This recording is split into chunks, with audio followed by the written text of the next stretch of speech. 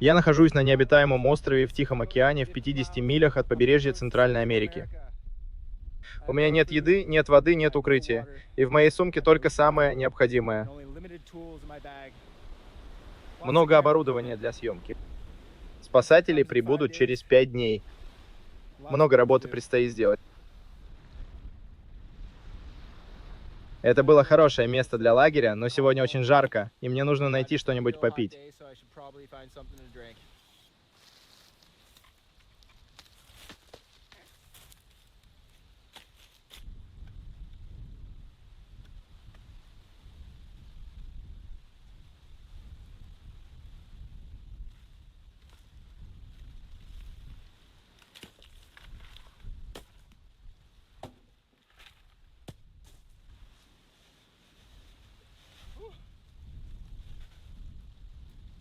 Честно говоря, я не думаю, что это то, что нужно.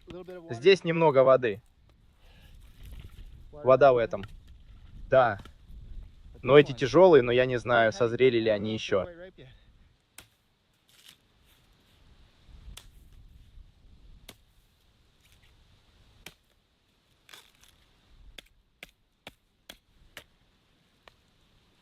О, да, пахнет вкусно.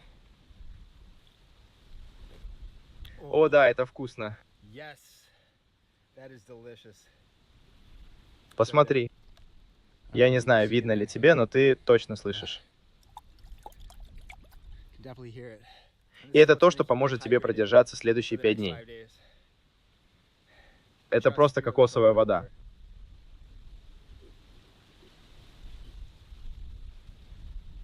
Мне нужно много пить.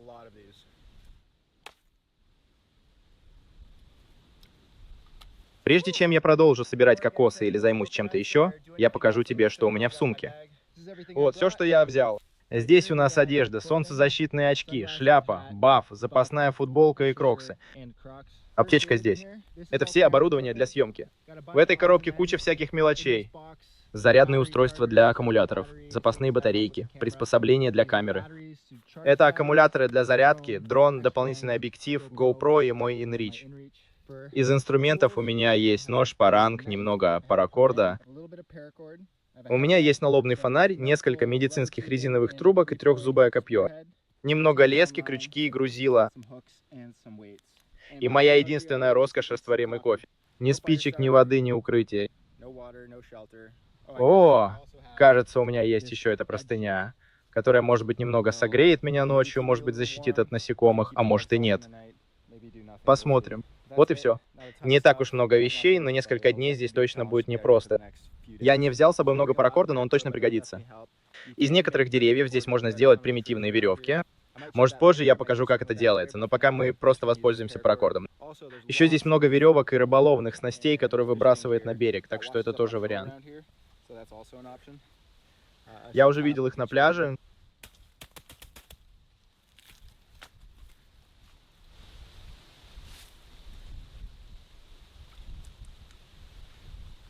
Определенно очень горько. Маленькие кокосы еще не созрели. Они становятся вкуснее, когда созревают. Здесь много кокосов на земле, но ни в одном из них нет воды. Здесь не так много воды, как хотелось бы, но на деревьях много кокосов. Мы постараемся не испытывать жажду.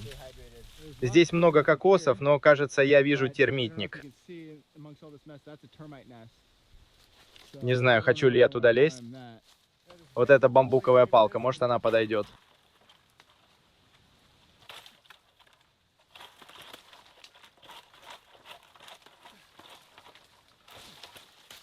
О, А, да. отлично. Нашел эту бамбуковую палку. Наверное, ее выбросило на берег, потому что здесь не растет бамбук, по крайней мере, на этом острове. И это избавит меня от необходимости лезть на дерево. Знаешь, это довольно утомительно лезть на него.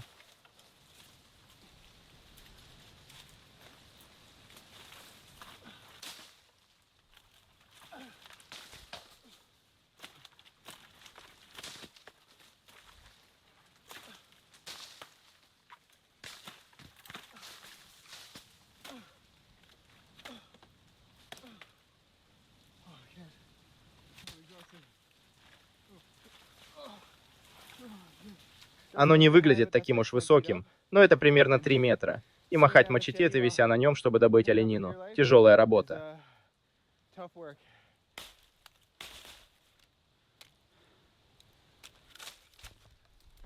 О, отлично, отлично.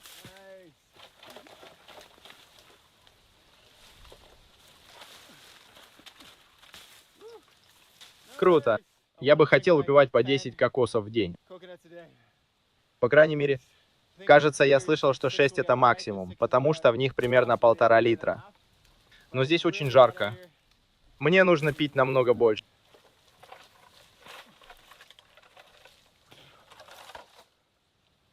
О,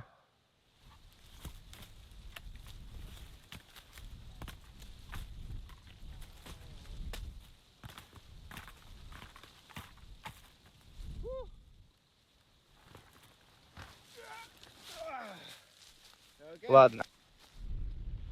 Думаю, у нас все в порядке, я вернусь за тобой. К счастью, во время прилива сюда прибывает много мусора из океана, и он застревает в песке. Это одна из неприятных сторон жизни в современном мире, где так много пластика. Этого мне хватит, по крайней мере, на какое-то время. Но, боже, как же тяжело было их тащить сюда. И как же тяжело их будет открывать. Кажется, это называется кокосовая коллекция. Но я пойду искупаюсь, чтобы охладиться, а потом начну пить воду. 24 кокоса, половина доски для бугибординга.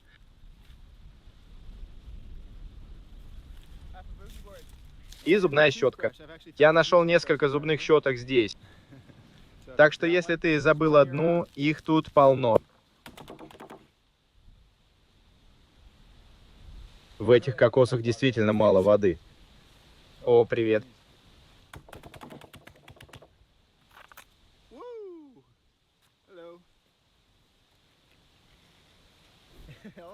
Вкус немного другой, но этот хорош.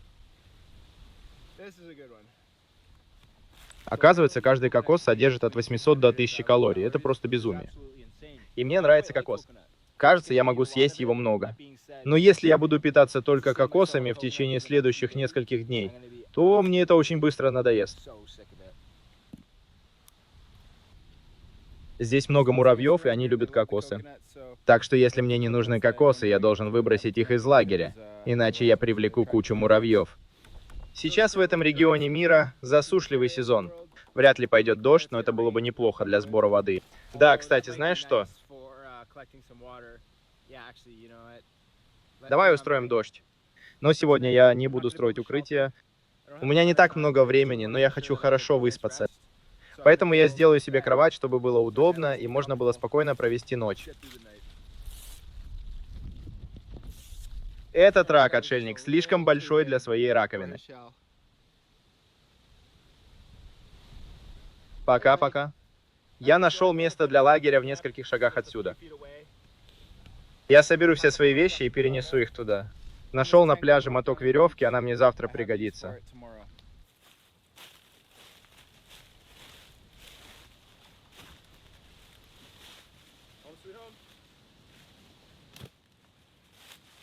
Мне здесь больше нравится.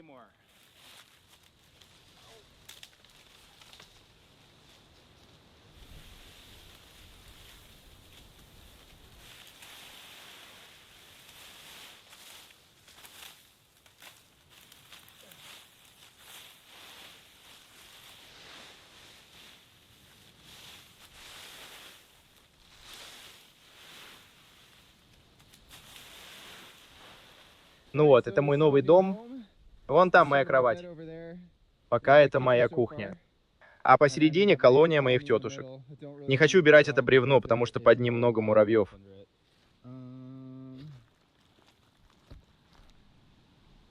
Да.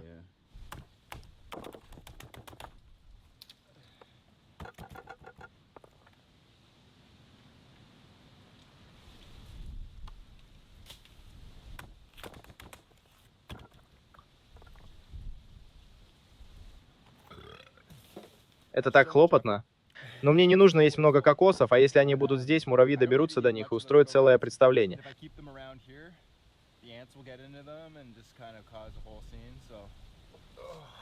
Нужно набрать воды.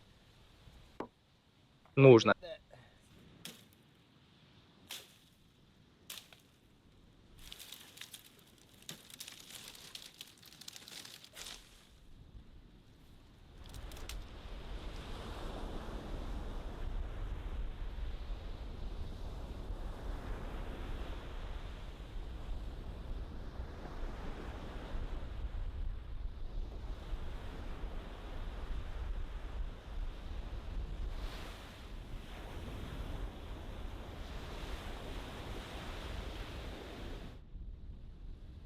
На удивление легкий.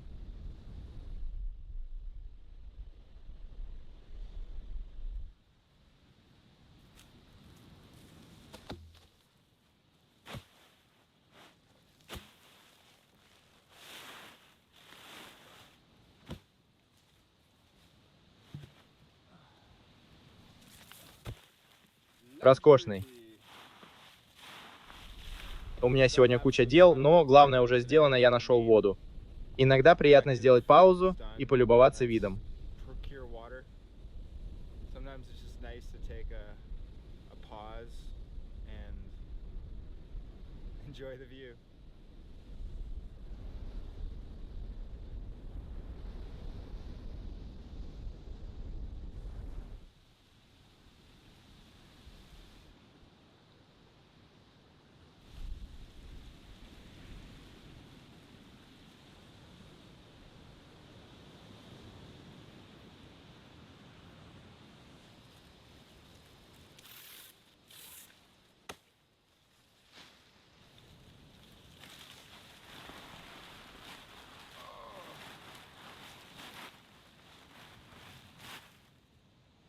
Ладно. О, это рак-отшельник. Он ест немного кокоса. И то же самое с муравьями. Они чувствуют запах и повсюду его разносят.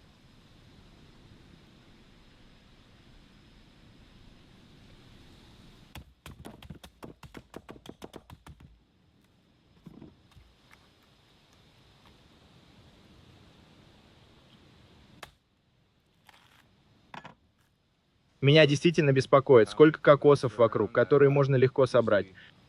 На самом деле, думаю, я нашел только одно относительно легкое в сборе дерева. Завтра надо будет поискать еще. 15 кокосов может показаться много, но я уже выпил примерно столько же только сегодня. А сегодня был не самый насыщенный день.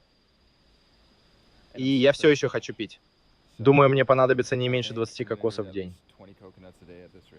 Посмотрим, завтра я их посчитаю. Буду вести учет, и да, мы пойдем за ними.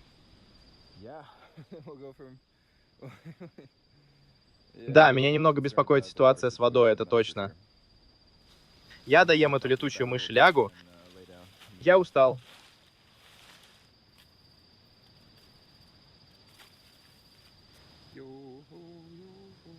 Это...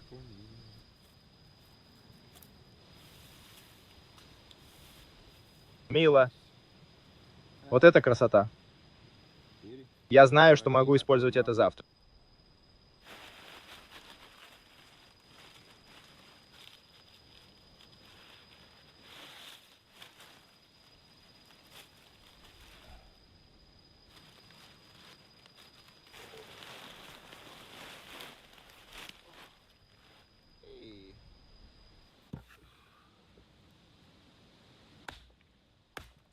О да, посмотри. Это один из тех кокосов, которые только начинают расти. Внутри он похож на губку и по консистенции напоминает бисквит.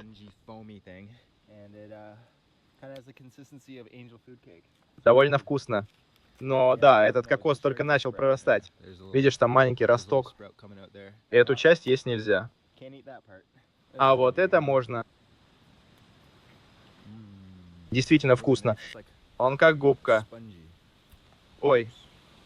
Сейчас бы я убил за большой стакан воды. Боже мой. Я просто пробую эти кокосы один за другим. В них так мало сока.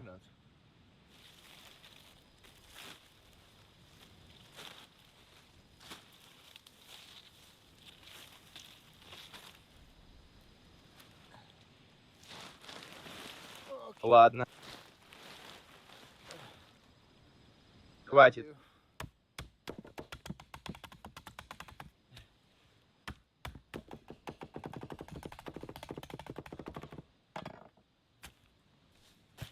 Хорошо, у меня есть несколько кокосов, которые я приготовил, чтобы можно было проткнуть дырку и попить посреди ночи, если понадобится.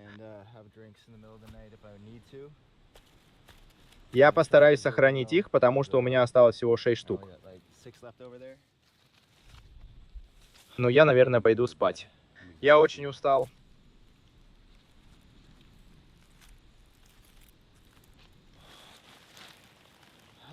На этом все.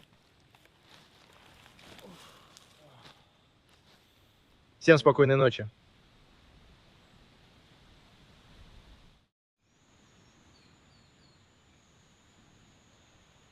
Всем доброе утро.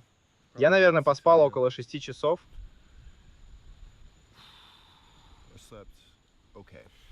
По крайней мере, немного поспал. Муравьи добрались до моего кокоса.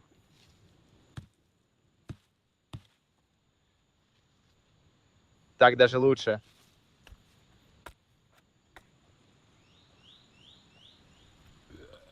Это хорошо. Вчера вечером я набил одну из своих сухих сумок сухими листьями и использовал ее как подушку, потому что стало немного прохладно. А простыню я использовал как одеяло. Но да, с кроватью все в порядке. Не идеально, но я поспал пару часов. Листья хорошо смялись. Так что сегодня вечером я положу листья в центр, прижму их бревнами и надеюсь, они снова поднимутся. Это растворимый кофе. Возможно, это не лучший напиток для утра, потому что кофе обезвоживает. Но, может быть, он поможет мне забраться на одно из этих деревьев и достать еще кокосов. Так что попробуем сегодня. Ого. Это круто.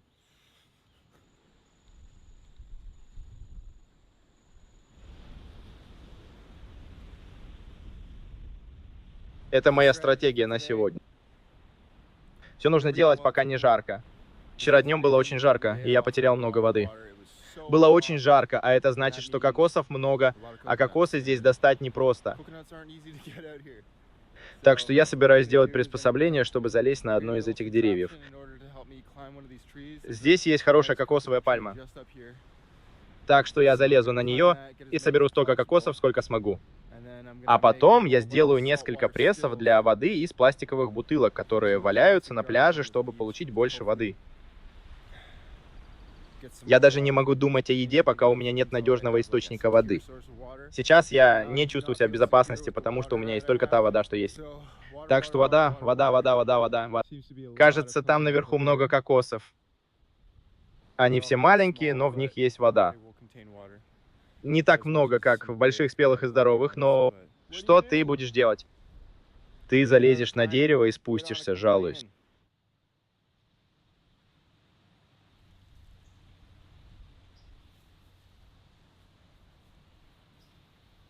Это дерево просто кладезь.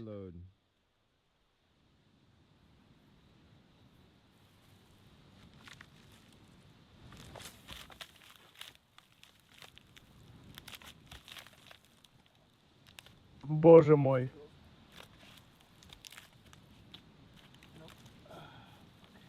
Оно вот-вот упадет мне на ноги. Я думаю, что в реальной ситуации выживания можно было бы срубить эти деревья. Хотя, если бы ты пробыл здесь какое-то время, ты бы просто уничтожил единственный источник воды, который у тебя есть. Так что эти деревья постоянно дают кокосы, поэтому лучше научиться их собирать, чем уничтожать. И к тому же они еще и красивые.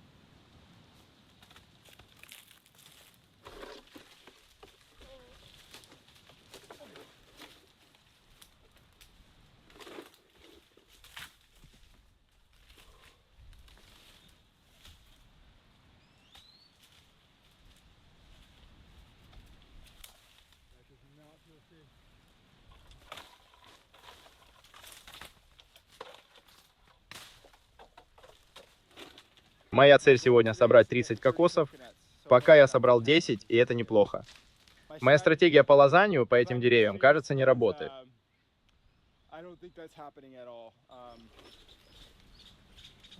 Это очень сложно.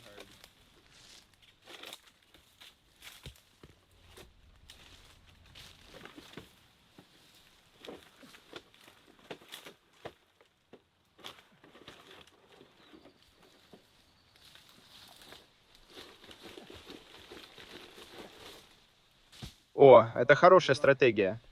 Я ищу такие большие и увесистые кокосы, и я не видел много таких, но вот один...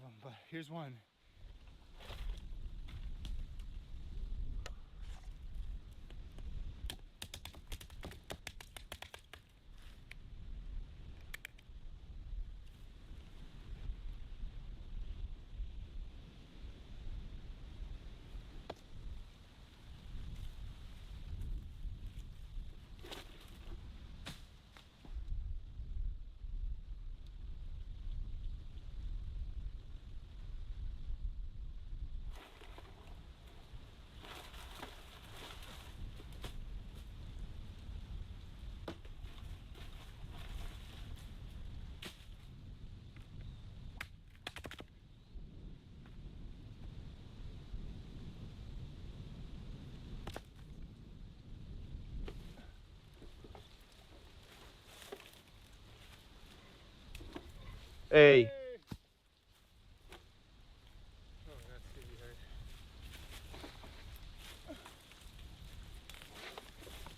боже мой.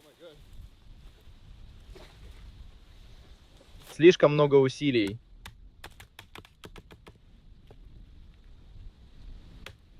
Я волнуюсь? Да, я волнуюсь. Еще 3 дня без воды.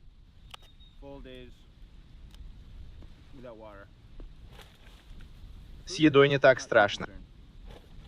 А вот с водой. Их тут куча. Это кокос.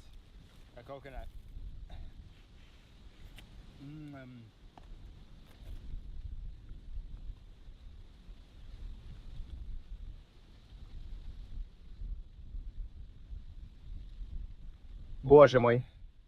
В этом было так много воды. Вау. Боже мой.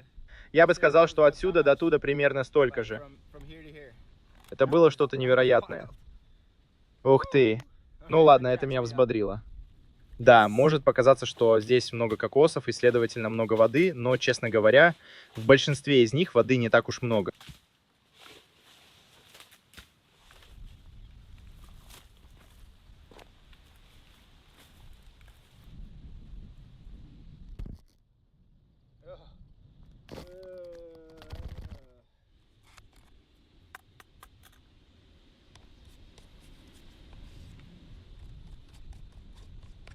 This might look like a lot of coconuts and therefore a lot of water, but in all honesty, a lot of these don't have very much water in them.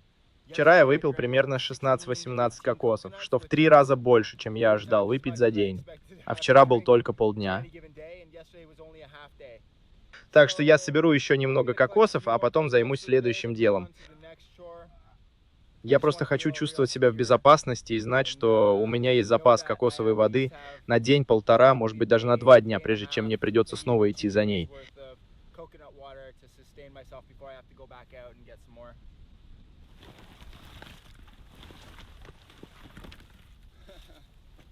Да, дружище. Я сегодня просто объелся кокосами. Это хоть немного успокаивает. Большинство кокосов примерно такого размера. Я не знаю, сколько в них воды, но здесь их точно не меньше 40. Очень интересно попробовать этот фрукт. Он как большая берта. Он очень плотный и тяжелый. Я уверен, что он наполнен водой. Да, просто посмотри, какой он большой. Этот фрукт размером с шар для боулинга. И такой же тяжелый. А этот не очень.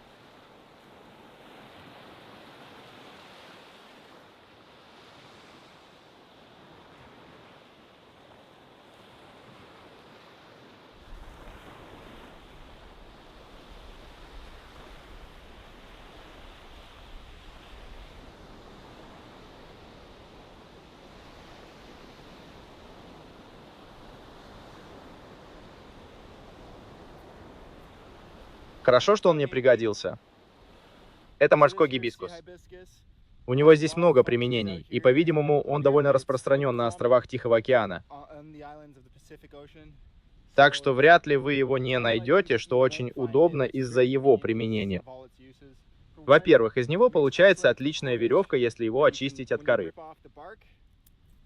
Она очень волокнистая, так что ее можно измельчить и сделать из нее отличную веревку. Во-вторых, это очень мягкая древесина, так что если найти хороший сухой кусок, из него можно сделать набор для сверления лука или ручной дрели.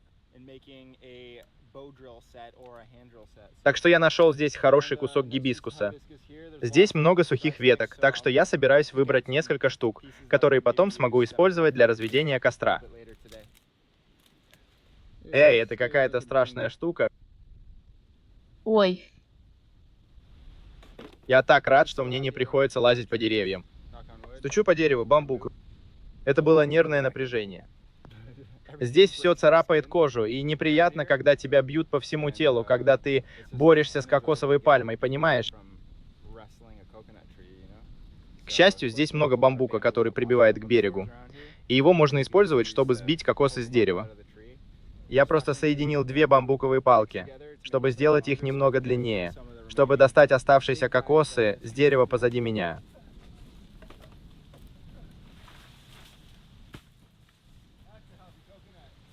Да, это большие кокосы.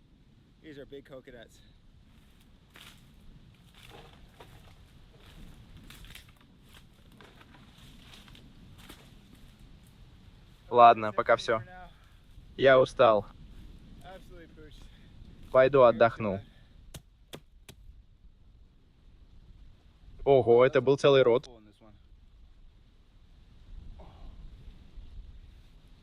Вам интересно, куда деваются все лишние кокосы? Жители этого острова обожают кокосы, но не могут добраться до мякоти.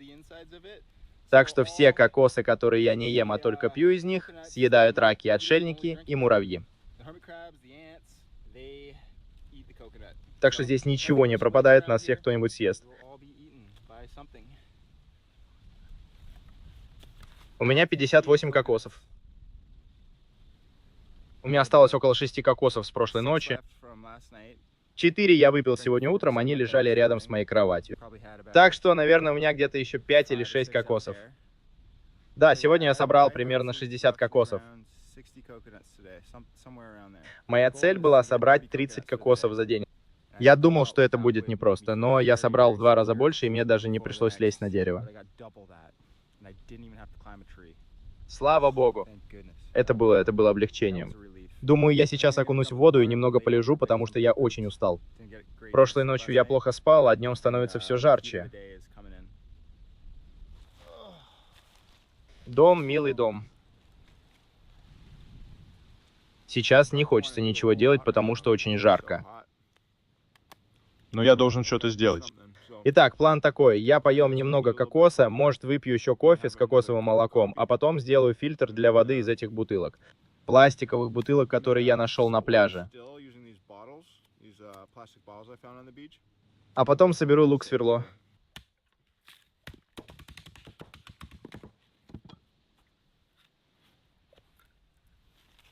Второй кофе. Так делают кокосовый кофе.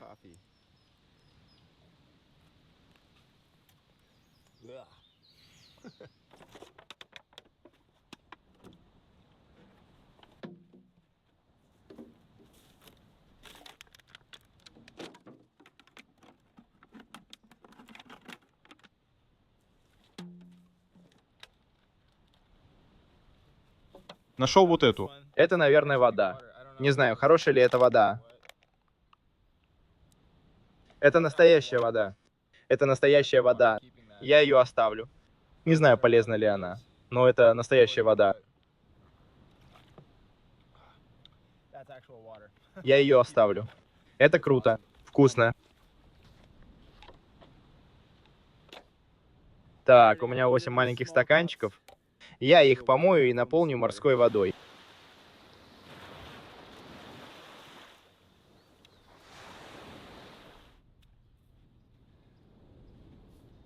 Боже, какой горячий песок. Надо надеть обувь.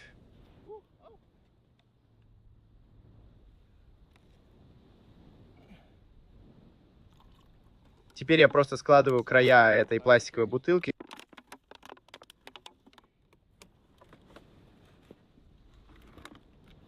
Я сложил двухлитровую бутылку пополам.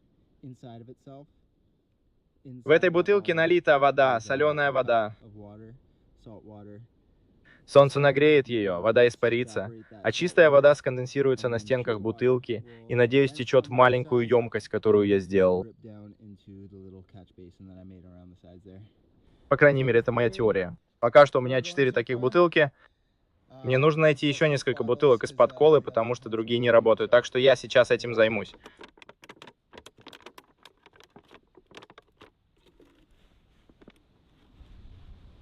Ура! Я нашел эту воду в куче мусора. Она приятно пахнет и вкусная. Может быть, в ней из-за солнца размножились бактерии или в нее попали какие-то вредные вещества. Я немного попью и посмотрю, как я себя буду чувствовать. На вкус она чертовски хороша.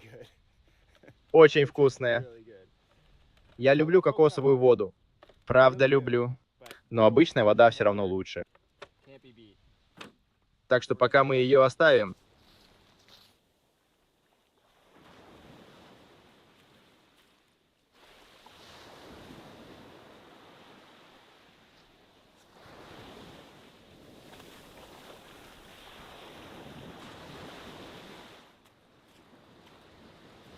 Под ними полно улиток. Это хорошо.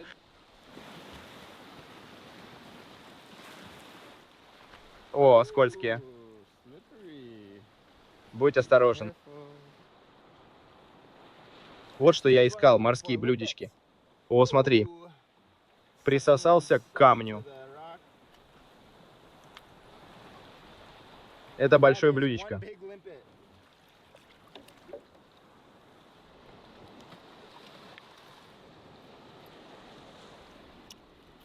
Давай, давай.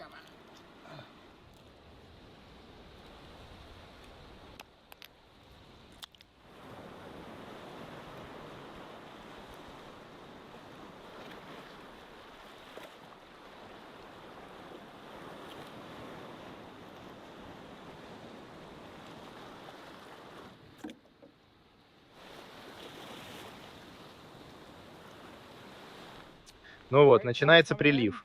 Пора возвращаться.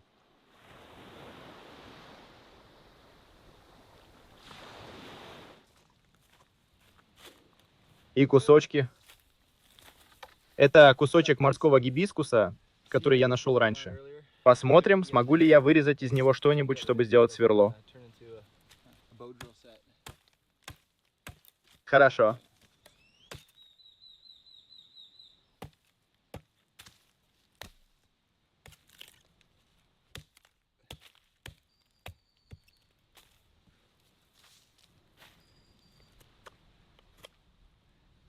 Этот нож был острым несколько минут назад. Я немного затупил его, пытаясь достать эти блюдечки.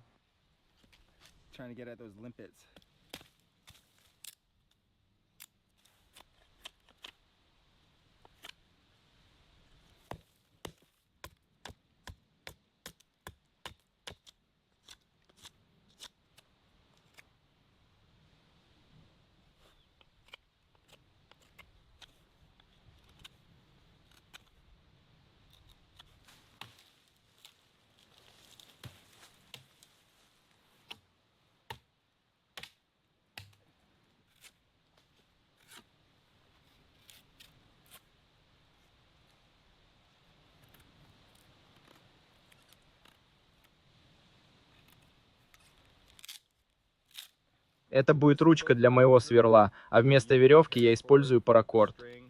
На пляже много веревок, которые, наверное, остались после рыбалки. Так что можно использовать их. Другой вариант — использовать натуральные волокна. Кора гибискуса очень волокнистая, и ее можно использовать, хотя она не такая прочная, как паракорд 550 прочности.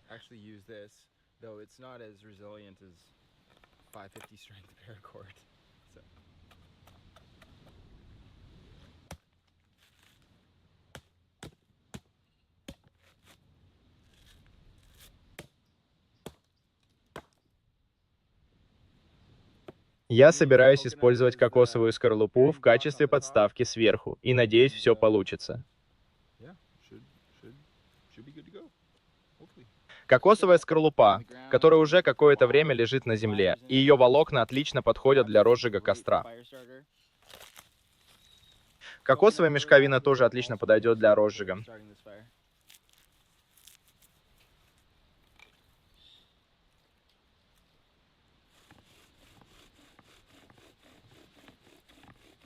Уже начинает тлеть.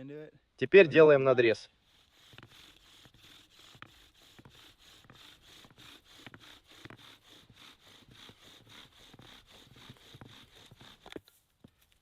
Чего ты все время вылезаешь, приятель?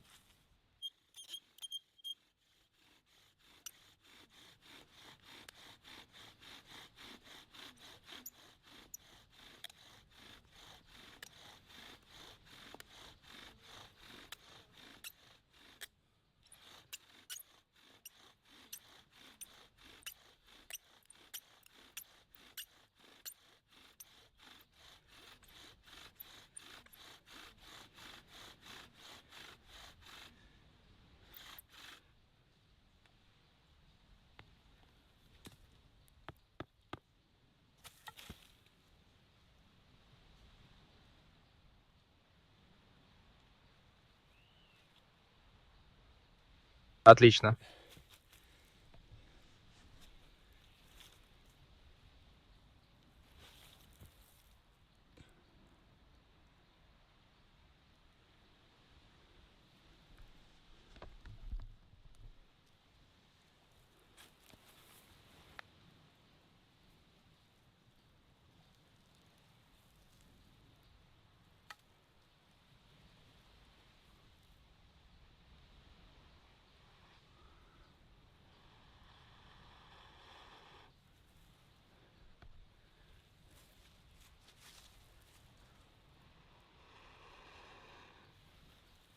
Превосходно.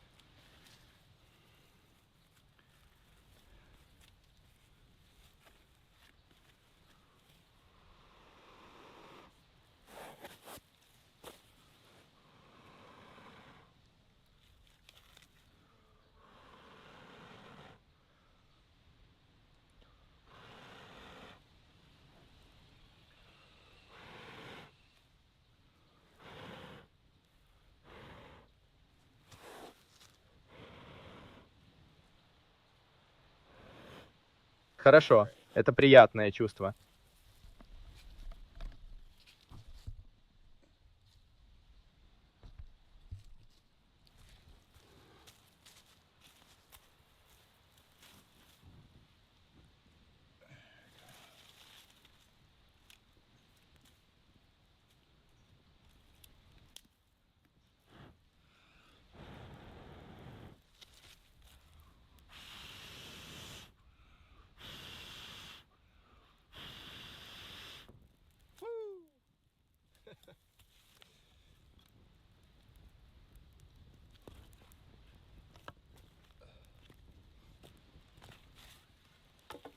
That's a good feeling. Woo!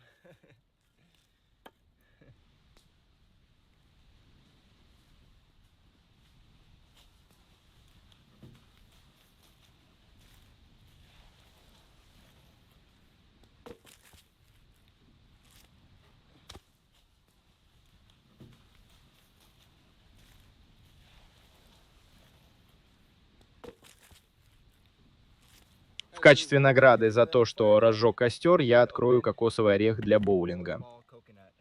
Самый большой и тяжелый кокосовый орех весит как шар для боулинга. Actually weighs as much as a bowling ball.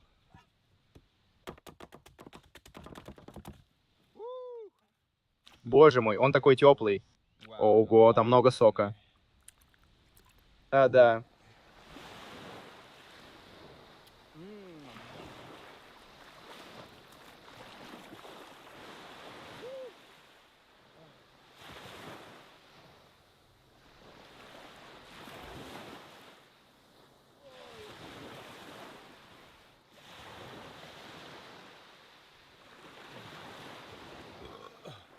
Ого. Там действительно так много сока, что кажется, будто перебор.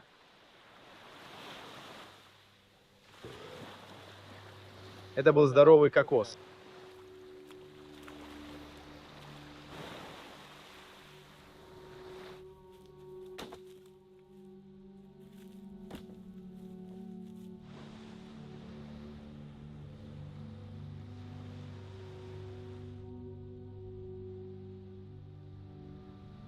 Боже мой. Moly.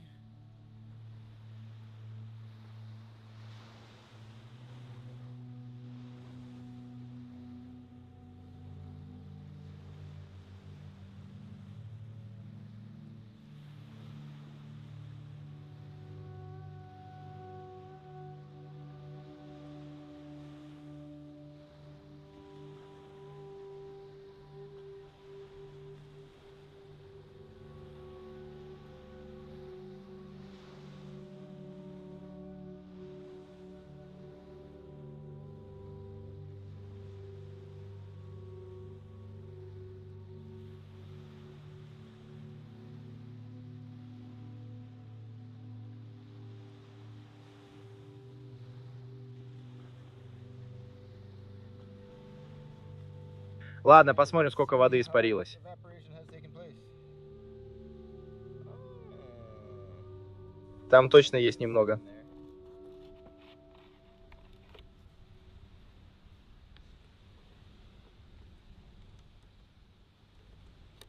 Если только это не морская вода, потому что я не промыл его или не вытряхнул как следует. Немного морской воды, но да, это хорошая вода.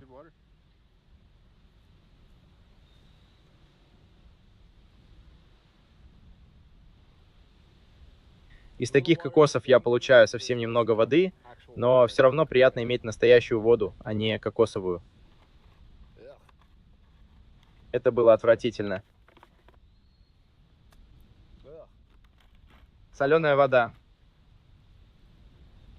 Честно говоря, если сделать штук 200 таких, то, наверное, хватит воды на целый день. Ну что же, в принципе, сработало, но я бы сказал, что у меня получилось вот столько воды.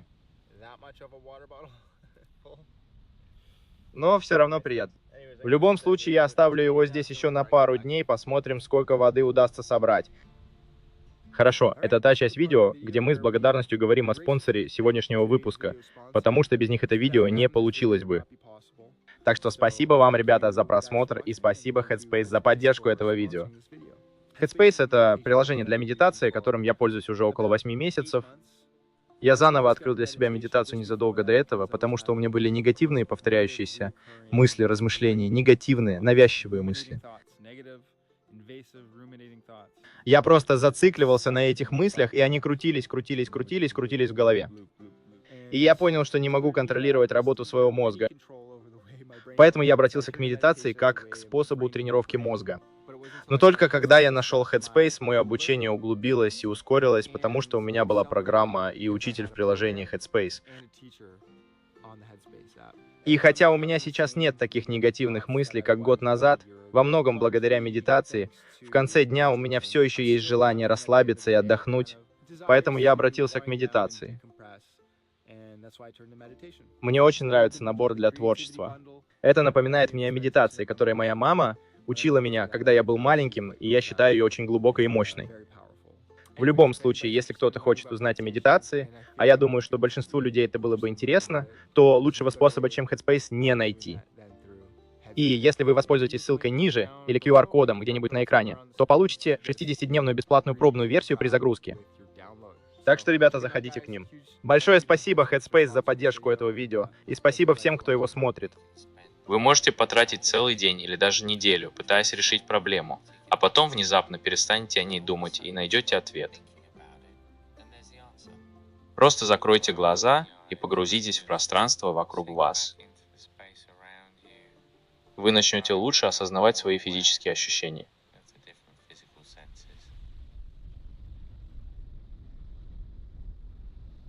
Ладно, меня вдруг осенило, что я голоден. Давайте приготовим этих моллюсков. Может, поедим кокоса? Куча липидов. Липиды.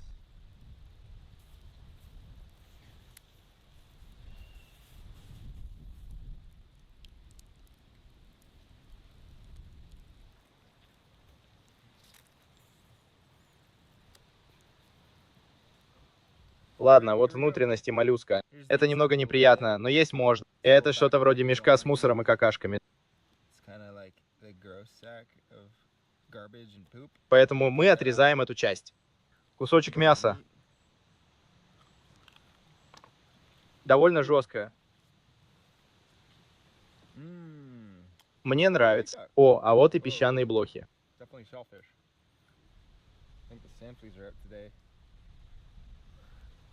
Ладно, ладно. Я могу это съесть. Это довольно вкусно.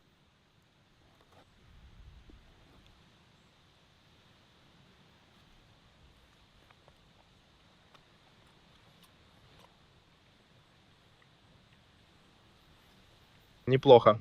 И что в них хорошо, так это то, что они хорошо просолены, потому что они из океана. Я сделал это снова. Неплохо.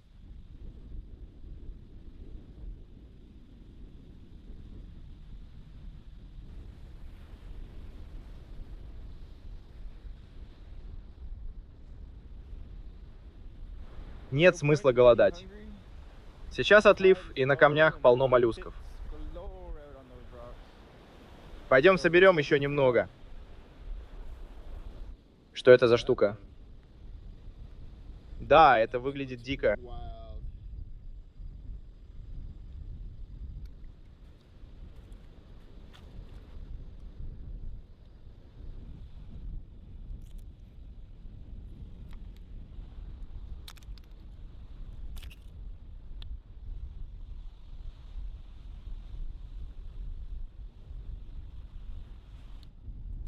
Ладно, я собрал еще штук 10.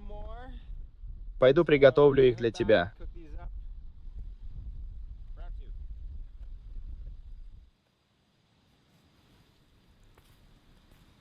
Я забыл. Я взял 2 улиток. Давай их тоже приготовим, посмотрим, какие они на вкус. Давай съедим одну целиком, со всеми внутренностями.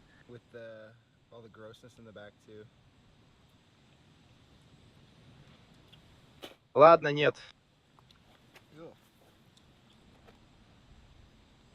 Теперь это моя жизнь. Побитые моллюски на песке в Тихом океане.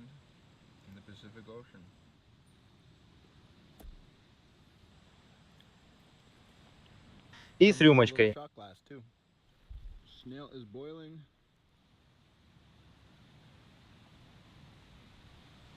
Вот улитка.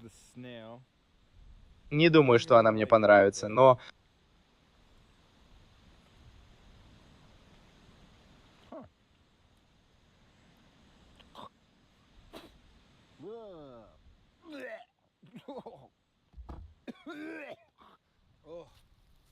О, мне это нравится. Это так вкусно. Ну, я не думаю, что уже так поздно, но я устал, так что, пожалуй, прилягу ненадолго. Может, даже засну. Так что увидимся утром.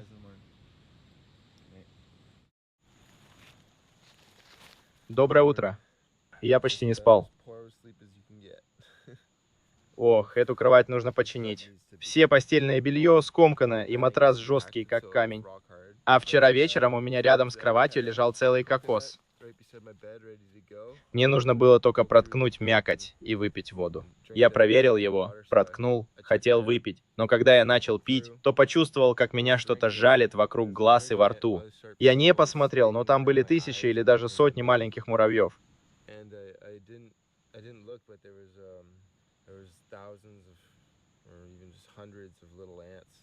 Они подумали, что я на них нападаю, и начали меня кусать.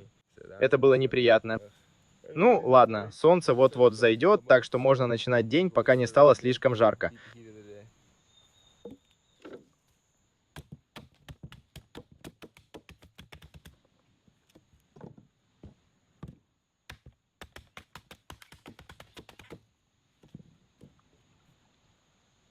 Вот так.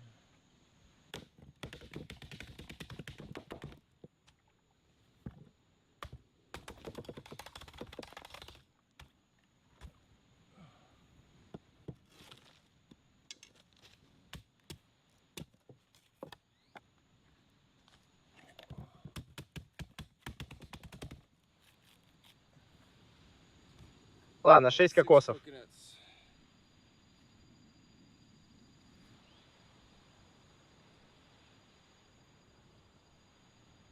Сегодня образцы просто уничтожают меня. Образцы — это такие маленькие жучки. Их почти не видно, но они оставляют на тебе маленькие волдыри.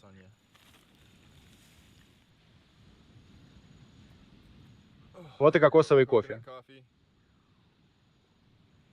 Он такой же отвратительный, как я помню.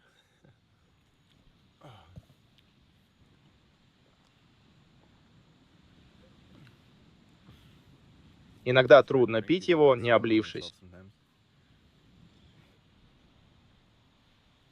Осталось 35 кокосов из 58, которые я собрал вчера. Я вчера выпил много кокосов, так что завтра мне точно нужно будет собрать еще. То есть, я хочу сказать, сбить их с деревьев. Завтрак подан. Сегодня мы будем рыбачить, пока не устанем. Я имею в виду, пока не станет слишком жарко. Если вы раньше смотрели мои видео, то видели, как я это делаю. Я просто делаю леску для удочки. Обычно я использую палку, но здесь полно пластиковых шариков, и это позволит леске всем лескам просто отлично разматываться. Вот так. И я получаю все укусы от песчаных блох. Это всего лишь леска на 10 фунтов.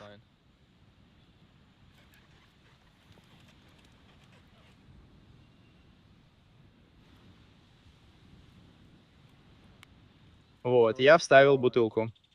Думаю, это контейнер для детской присыпки. Так что я могу посыпать себе ноги детской присыпкой, а потом поймать несколько трофеев. Детка. О, да. Да, я только что назвал тебя деткой. Ладно, пора идти. Попробуем поймать рыбу. Я собираюсь подойти к этому месту. Надеюсь, там есть рыба. Я имею в виду, что рыба есть везде. Это же океан, но надеюсь, что мы поймаем рыбу. О, я забыл кое-что. Устрицы. Вот эти ребята. Ну, теперь мы пойдем. Ой, я на земле.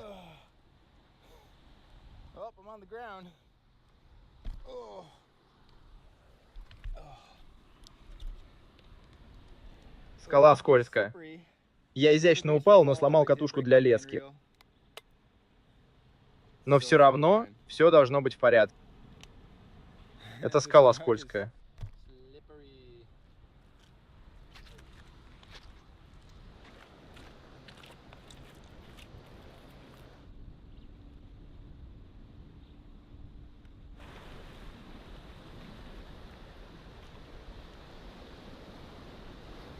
Поймал устрицу на леску.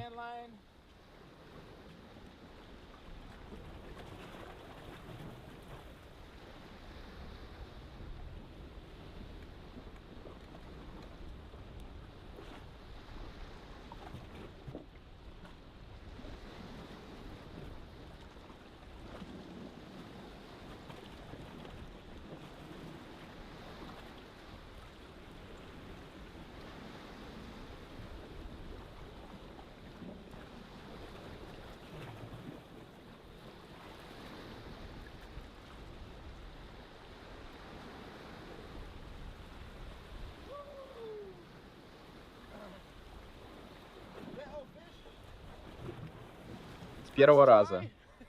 Отлично. Это маленький парень, но мы его возьмем, оставим себе. Это еда.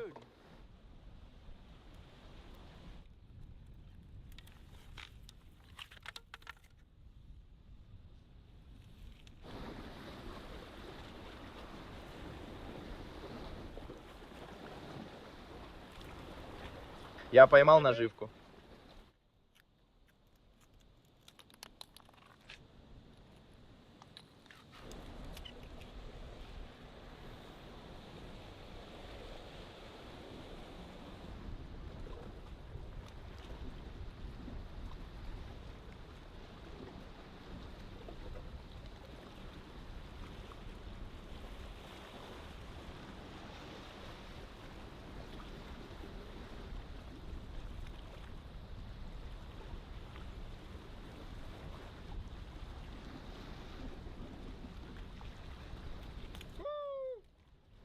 Не хочу, чтобы леска порвалась.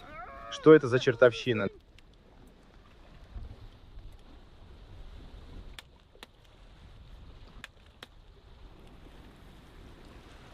О, знаешь что?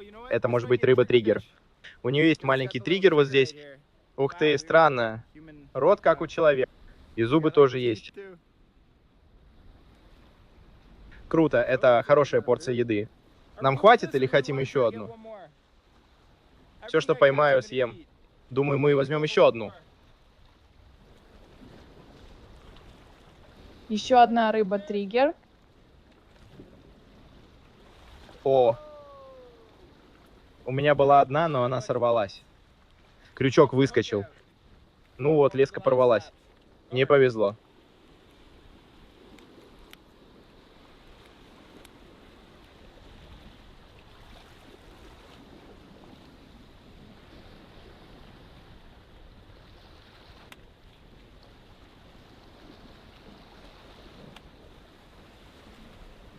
Привет.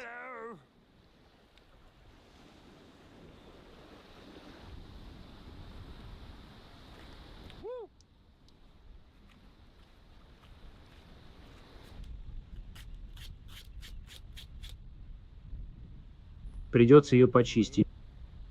Итак, с этими двумя маленькими рыбками, похожими на групперов, я смог их почистить и выпотрошить. Но у этой рыбы-триггера не получается снять чешую. Я мог бы почистить ее так же, как чистил бы рыбу дома, но тогда я бы отрезал слишком много мяса. И это было бы расточительно. Поэтому я просто приготовлю ее так, а с чешуей разберусь позже.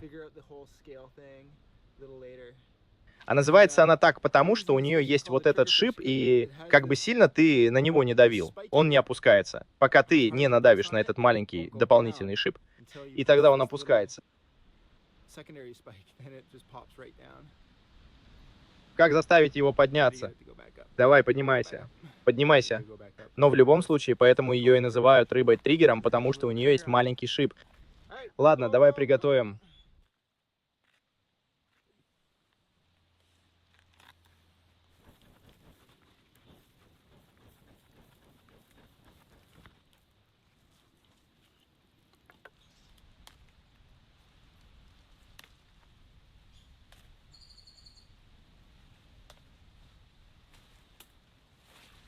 Это миндальное дерево, и мы будем готовить рыбу в листьях.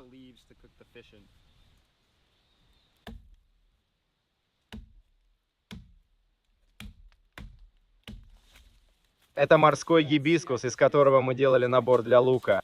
Мы делали набор для лука, когда он был сухим. А сейчас он зеленый и влажный, так что немного отличается. Но кора гибискуса отлично подходит для веревок.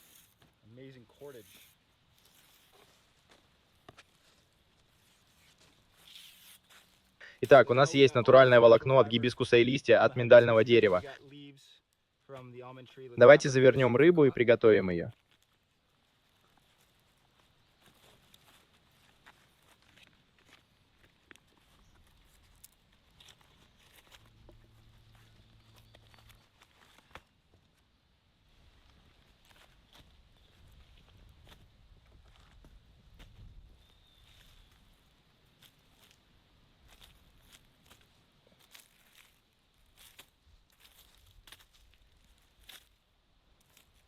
О, хорошо прожарилась.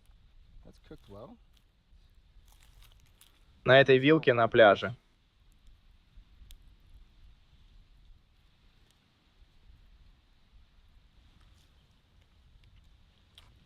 Отлично.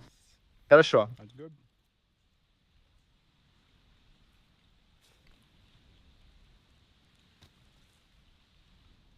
О, отлично. Чешуя легко снимается. Круто. Scales come right off. Awesome.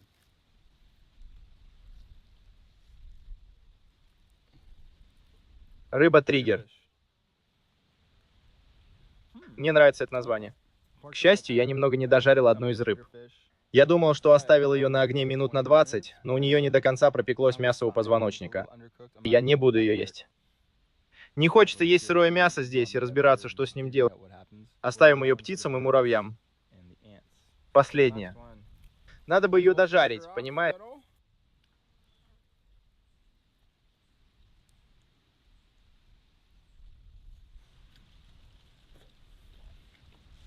Оу.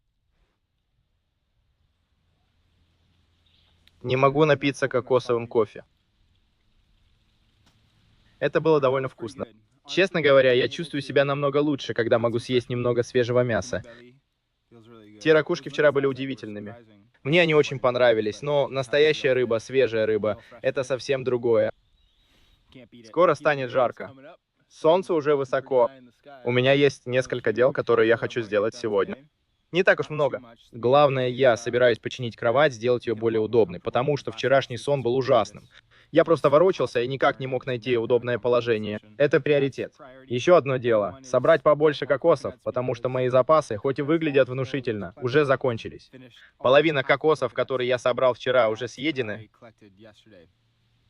Может, даже больше, потому что я сейчас ем их горстями. Так что кокосы и укрытия — мои приоритеты.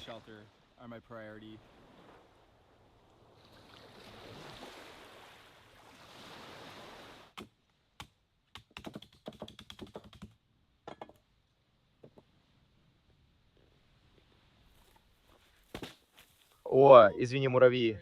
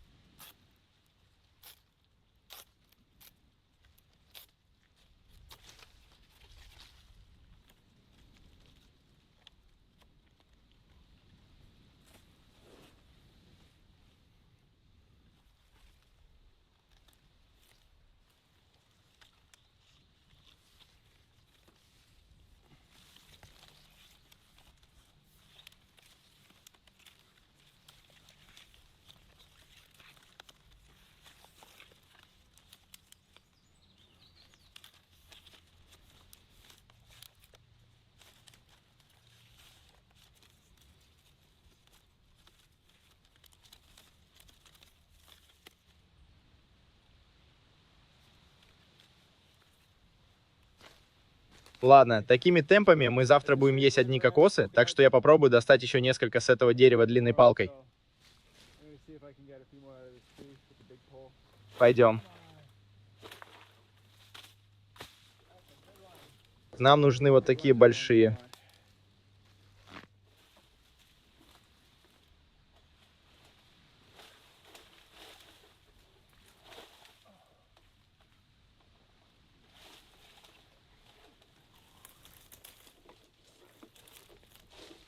О, что это за чертовщина?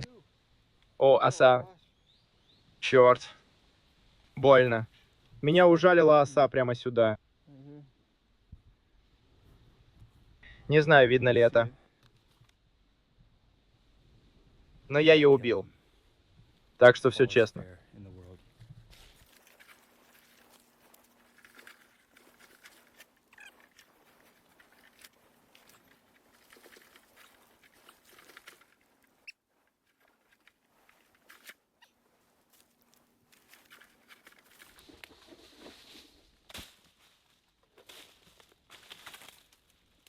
И еще один.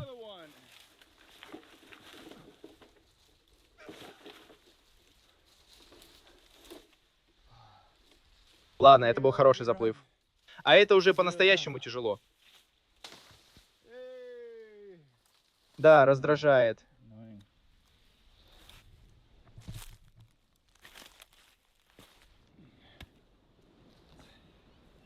Они большие. Это одни из самых больших, что я когда-либо ловил, так что это хорошо. Я отнесу их обратно в лагерь, окунусь в воду и промою свою новую рану. В океане есть соленая вода. Может, привлеку акул. Выглядит хуже, чем есть на самом деле. Боже мой.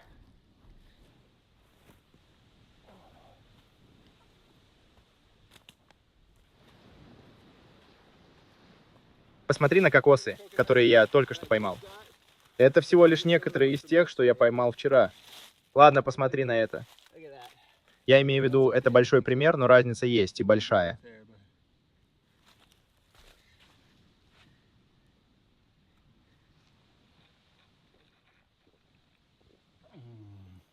О, на самом деле этот был не очень.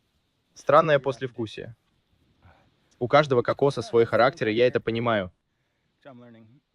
За последние 2 дня я выпил около 60 кокосов. Сегодня 3-й день. Может, даже больше. Некоторые из них с небольшим количеством жидкости и сладкие. Других много жидкости, и они немного горькие. В некоторых нет жидкости, а мякоть очень плотная. Да, они все на разных стадиях созревания. Так что этот был очень вкусным.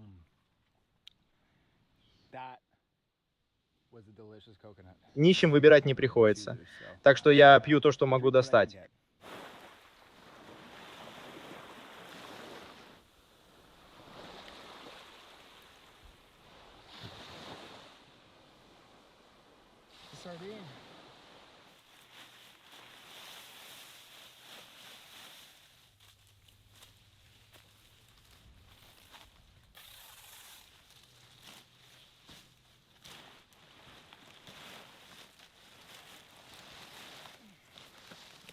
Комочек. Очень комочек.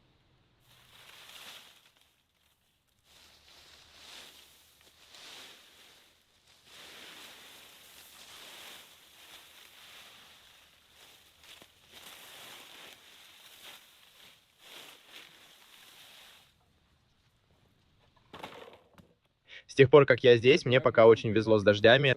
Сейчас сухой сезон, но ничего не бывает на 100% гарантированным.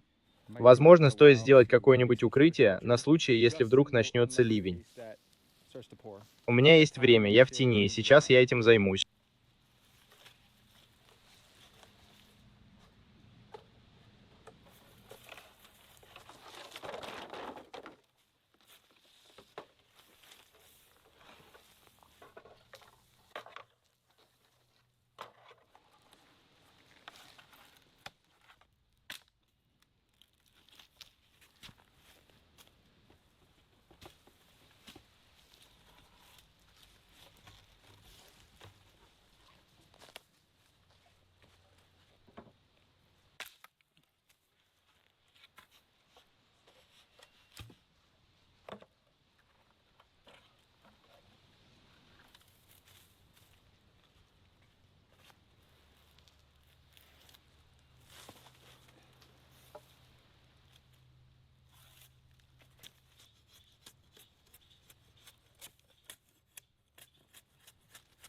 Неплохо.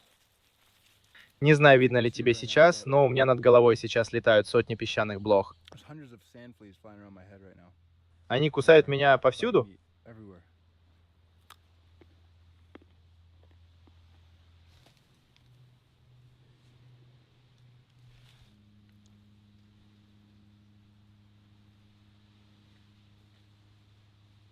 Сильный парень.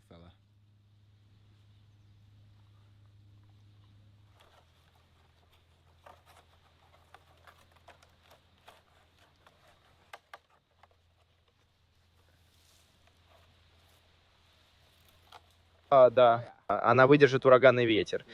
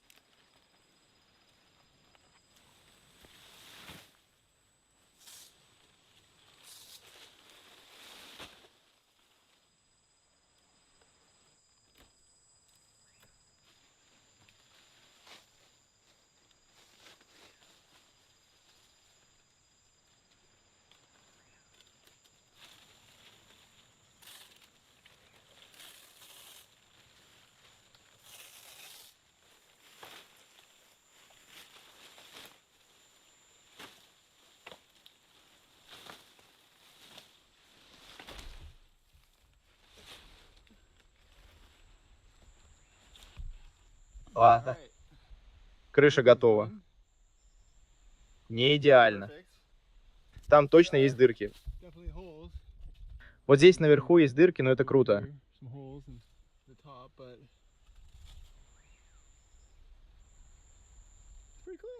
Пусть идет дождь. Даже когда я отдыхаю и сплю, я все равно чувствую, что делаю что-то, потому что это очень выматывает. Я знаю, что когда все это закончится, я приму горячий душ. Нет, не холодный, а горячий. И поем чего-нибудь. Я оглянусь назад и подумаю, как круто это было.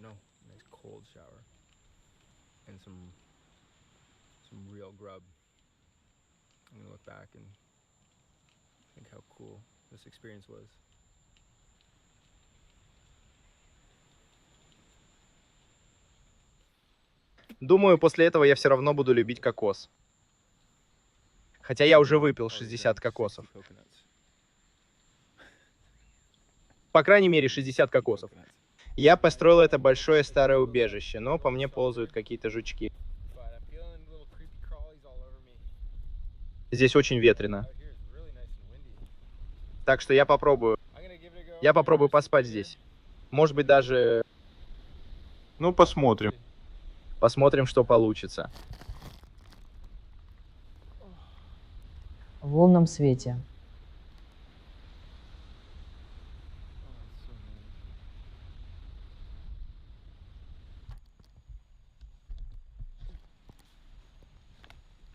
Ого, это...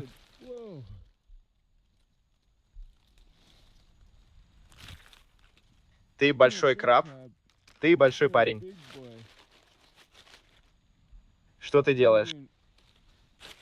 Прямо у меня над головой. Смотри, мои подушки прямо здесь, а этот чертов краб подкрадывается ко мне.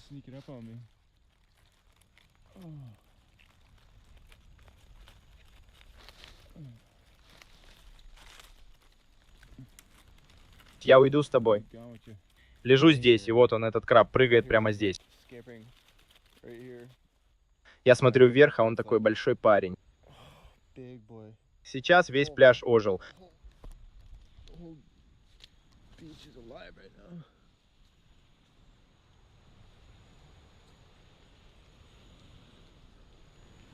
Это полнолуние.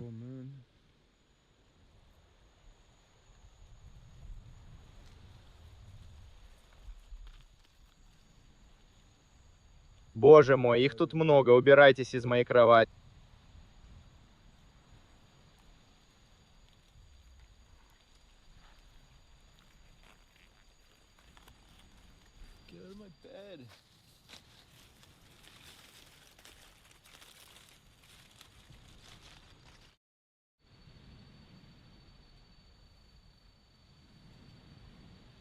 Всем доброе утро. Я хорошо поспал, учитывая все обстоятельства. Сегодня я определенно спал гораздо больше, чем в первые 2 ночи. Даже несмотря на всех этих крабов. Я бы лучше построил стены, чем крышу. Я правда не знал. В любом случае, мы встанем пораньше, выпьем какао и пойдем на рыбалку. Как вам идея? Хорошо, тогда договорились.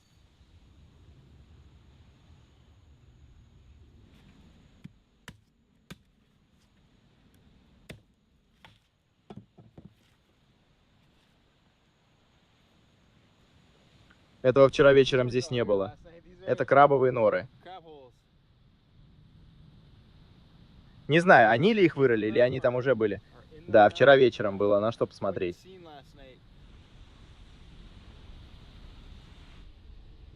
Так что я уверен, что некоторые из вас, ребята, задаются вопросом, как я научился некоторым из этих навыков и смог адаптироваться к жизни на острове. Ведь я из Канады и снимал видео только в Канаде и Северной Америке. Ну, я записался на курс по выживанию на необитаемом острове, потому что я узнал, что один выживальщик, за которым я следил на YouTube, Том Мак Элрой, он ведет канал выживания в дикой природе. Так вот, он вел этот курс по выживанию на необитаемом острове. И я подумал, почему бы не приехать сюда и не отточить свои навыки. Вот так я и оказался здесь на 5-дневной экскурсии без еды, воды и укрытия. Многому научился у Тома. Я очень благодарен, что приехал сюда. Он многому меня научил. Хотя этот кокосовый кофе я приготовил сам.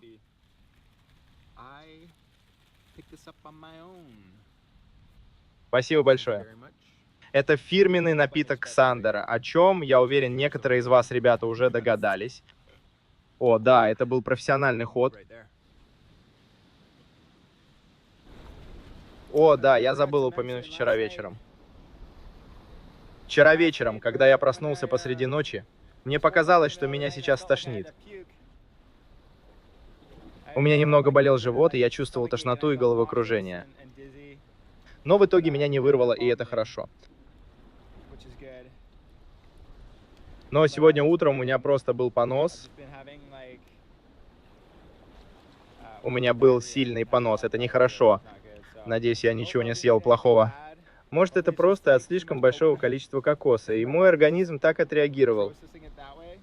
Но я буду следить за этим. Проблема с поносом в том, что он вызывает обезвоживание. Поэтому я вернулся в лагерь, потому что забыл свои рыболовные крючки. И хотя я голоден, меня тошнит. Меня немного подташнивает. Не сильно, но немного. Я боюсь, что отравился рыбой, которую вчера немного не дожарил. Это было бы неприятно. Я просто прилягу ненадолго и посмотрю, пройдет ли это.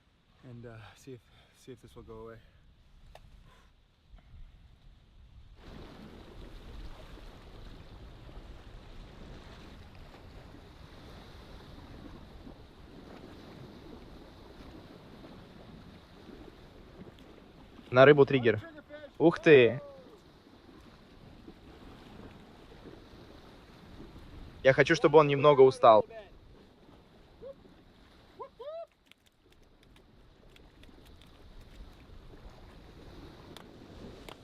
Одна рыбка. Думаю, с этими моллюсками нужно использовать маленький кусочек, потому что тогда они заглатывают его целиком и цепляются за крючок, а не отрывают большой кусок.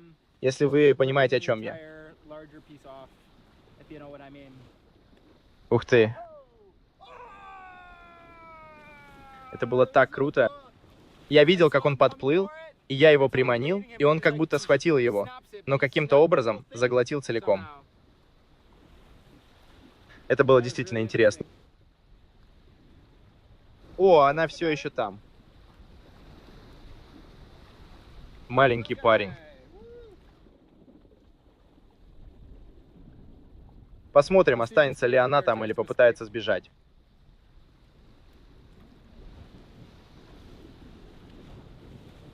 Это гигантский слизняк, так что я ничего о них не знаю, поэтому не буду есть его или трогать.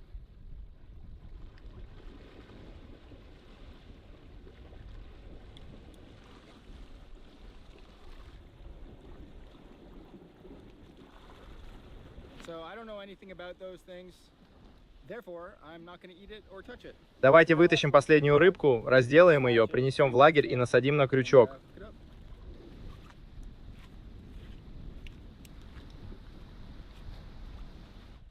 Опять на земле все скользкое.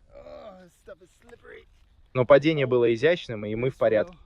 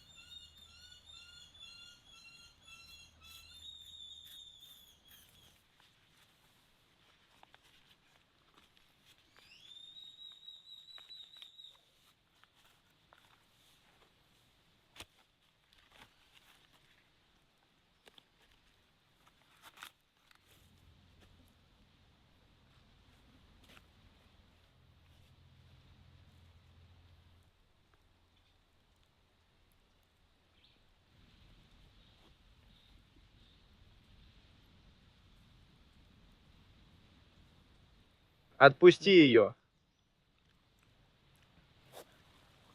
Честно говоря, мне больше всего нравятся морские уточки. Или я просто очень голоден. Это довольно вкусно. После этого мне нужно будет собрать еще кокосов. У меня осталось около 15 штук на следующие 24 часа, а этого недостаточно.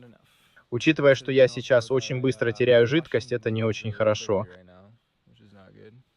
Так что я определенно хочу запастись жидкостью на случай, если заболею. Я не знаю, заболел я или нет, но это возможно. Вчерашняя рыба с триггером, я не уверен, что она полностью прожарилась. И да, было бы ужасно отравиться едой или подхватить инфекцию.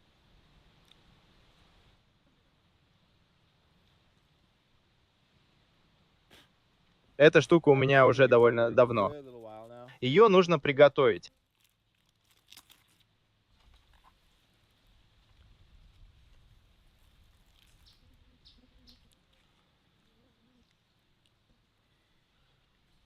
Это для птиц и крабов. Здесь много мяса. Немного пережарено, но это безопасно. Честно говоря, то, что я вчера не дожарил рыбу и все равно ее съел, было не очень хорошей идеей. Потому что здесь, если заболеешь или отравишься, это приведет к обезвоживанию и рвоте, а это может привести к смерти. Это действительно плохо. Ладно, начинается прилив. У меня есть немного времени, пока камни там будут недоступны, так что я пойду и соберу морских уточек на ужин.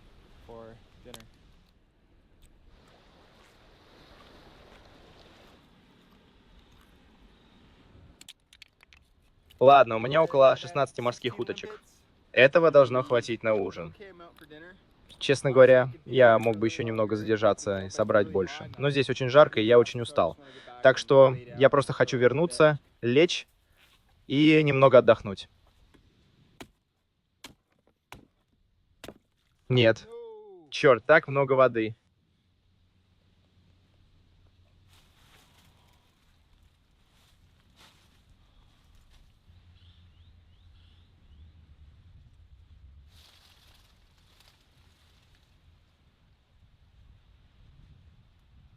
У нас осталось около 7 кокосов.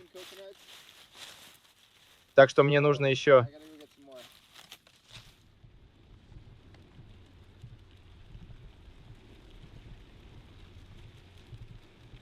Ого.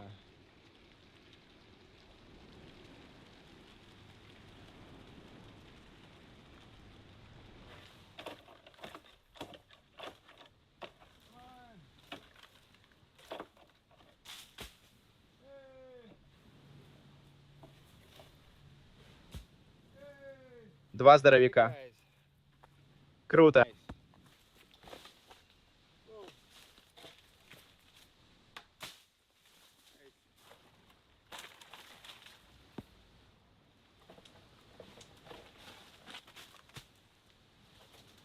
Ладно, еще два хороших примера.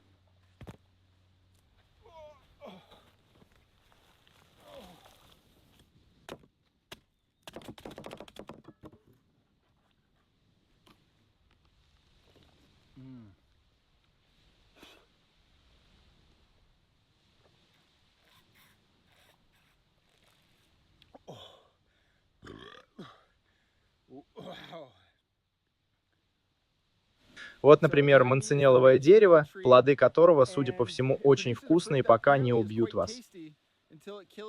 Манцинеловое дерево также называют смертоносным яблоневым деревом. И, судя по всему, когда вы его едите, оно действительно вкусное, а потом становится очень острым, и у вас перехватывает дыхание. Или оно вас как-то убивает.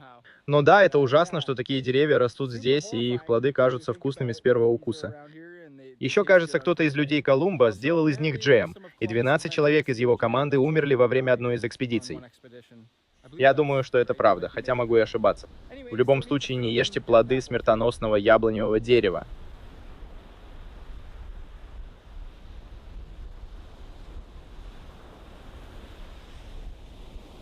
Сейчас середина дня, солнце палит нещадно. Мы выпили примерно 3 чашки кокосового кофе и съели кучу моллюсков, и теперь пришло время сходить в туалет. Так что позвольте мне показать вам, ребята, пару советов, как сходить в туалет на необитаемом острове. Выкопайте ямку глубиной от 6 до 10 дюймов. Сделайте свое дело и закопайте. Я использую листья гибискуса, чтобы помыться, закопаю все это, и, возможно, какие-нибудь крабы придут и съедят все это вкусное добро в другой раз. Другой вариант. Когда вы закончите с гибискусом, можете пойти к океану и помыться водой. Если хотите освежиться еще больше, можете спуститься к океану, ополоснуться, и все будет в порядке. И последнее, что я могу посоветовать, если вы достаточно смелый, это просто зайти в океан. Я обычно заплываю на несколько метров, спускаю штаны, ложусь на спину и как бы гребу руками. И я просто выпускаю ее, пока плыву назад.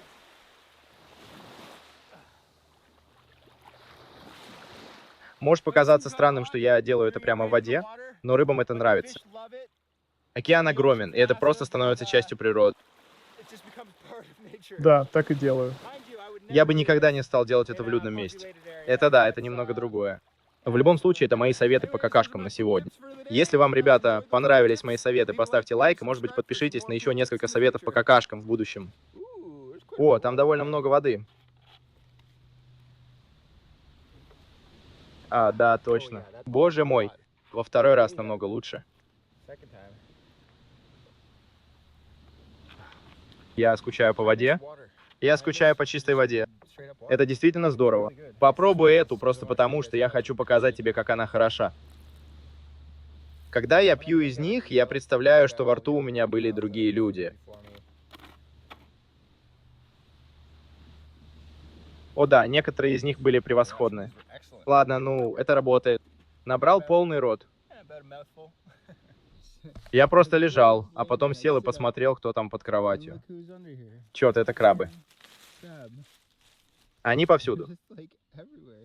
Прямо под моей кроватью. Давай, дружище.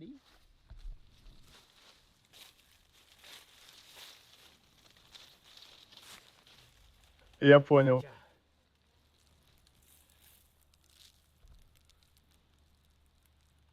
Я просто не могу допустить, чтобы они спали под моей кроватью, пока я пытаюсь вздремнуть. Ладно, пока. Нет, мы больше не ссоримся, чувак.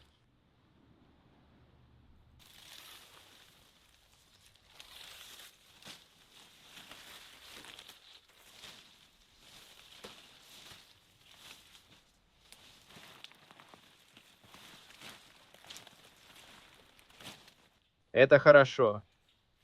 Это хорошо.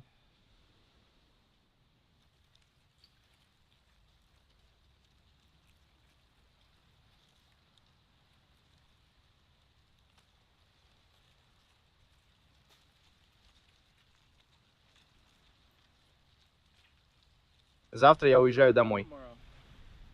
Или, по крайней мере, уезжаю отсюда. И хотя я очень жду настоящей еды, в основном картошки фри и шоколада одновременно.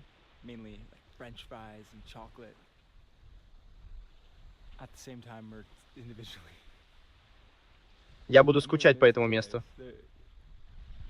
Я был на этом пляже совсем один. Прекрасный океан. Вся эта дикая природа. Здесь так много жизни. Да, я буду скучать по этому месту. Это настоящее приключение. Оно еще не закончилось. Мне еще предстоит сразиться с крабами сегодня вечером. О боже.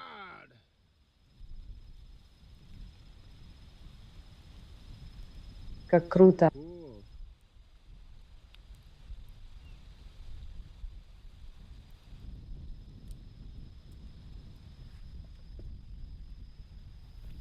Я отложу это на секунду. Когда закончу.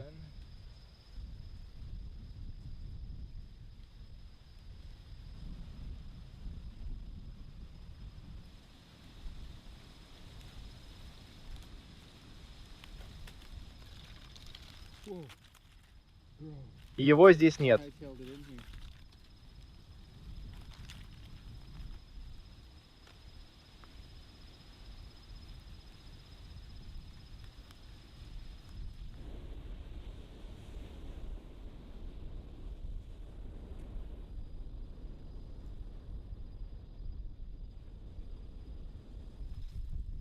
Мои красавчики. Покормлю тебя. А нет, Ладно, малыш. Хорошо. Хороший маленький крабик. Хороший маленький крабик. Что ты делаешь? О, смотри, этот парень построил себе дом под моей разделочной доской.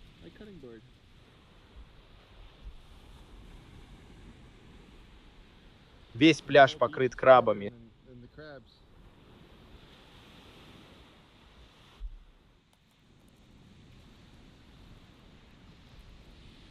Если бы у меня была кастрюля, я бы собирал их, и у нас был бы большой кусок крабового мяса на завтрак. Но я не знаю, что это за ребята.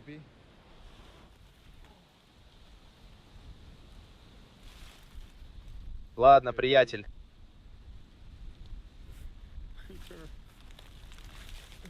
Я поворачиваюсь, а этот парень просто смотрит на меня. Уходи, пожалуйста.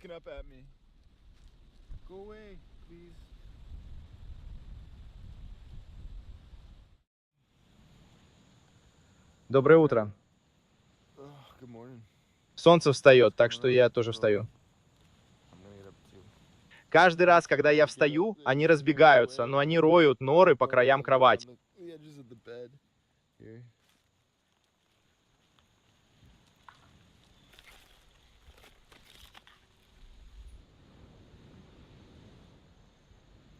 Это безумие. На земле нет ни сантиметра, где бы не было крабьих криков.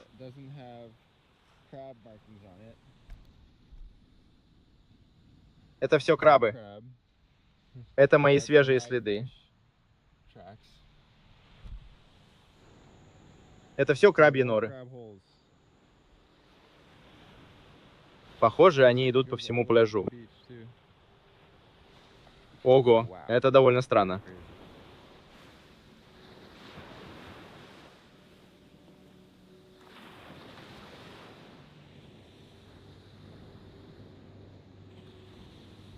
Последние 3 кокоса. Первый и, возможно, единственный кокосовый кофе за день.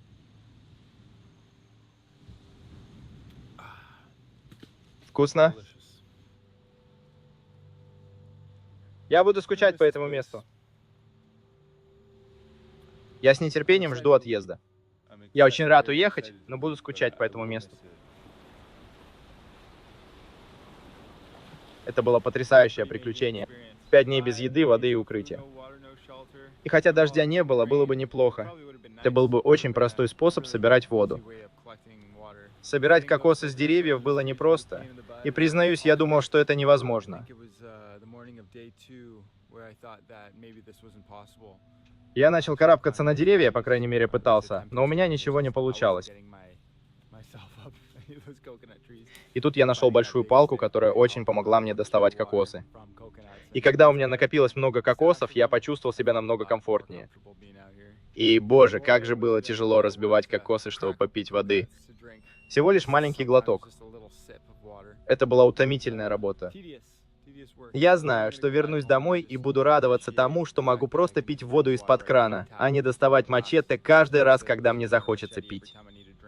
Еды было много. Я не чувствую голода. Спасательная лодка прибудет примерно через час. Я очень рад, что меня заберут, но, честно говоря, мне здесь очень нравится. Здесь такая красота и столько жизни. Это потрясающе.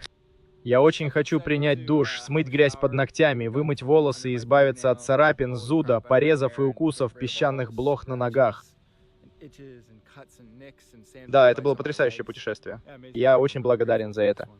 Пора сворачивать лагерь и готовиться к отъезду.